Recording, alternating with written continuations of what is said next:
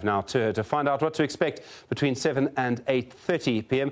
Tsepiso, we miss you here in Joburg. What can we expect tonight?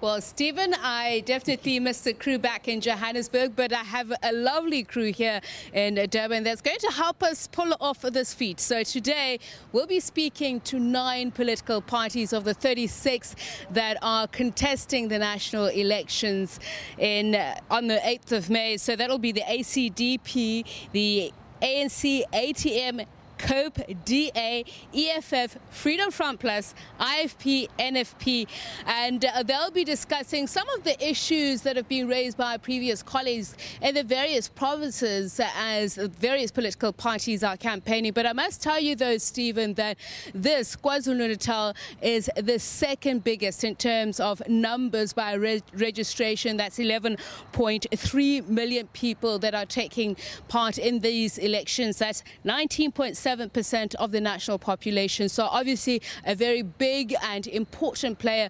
Also an important player in the way of some of the major issues that are coming out of this province. You would know that this is one province where the most political killings have taken place. That would also include the most police killings. So we'll be talking about that with the various political parties. What are the underlying areas of this?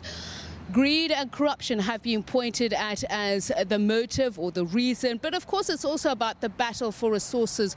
We saw the recent xenophobic attacks against mostly Malawian citizens here in KwaZulu-Natal, so some pointing at that as the cause. But this also bleeds into other major social issues that would include education, especially higher education. You'd remember that there were violent protests by students at various universities that led to the closure of that. So we'll be looking at what impact that has had on higher education and how students are being denied the opportunity to study because of lack of funding. You know, the hashtag Fees Must Fall campaign is calling for free higher education. How plausible is that, Stephen, and how are the political parties dealing with the proposed models that will allow for this? We'll talk about the issue of land. You'll remember there was quite a bit of controversy around the Ingonyama Trust when there was a recommendation made by the higher level panel. Although they appointed greater issues, we will be talking about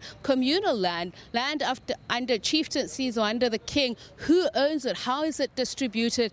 And whether or not it should be reviewed. That is, of course, as the country grapples with Section 25 of the Constitution, that is that of expropriation without compensation. It's a national issue. And KwaZulu-Natal, as I mentioned, 36 political parties that are vying for the top seat nationally. But are they looking at being kingmakers, coalition governments coming out of this election? We'll find out later on. That's from 7 p.m. to 8:30 p.m. here from our Durban studios. Stephen, it's back to you. Tsepiso Makwetla, thank you. After 8 o'clock, won't you? After 8:30, won't you hurry back, won't you? All right, we've got the weather now.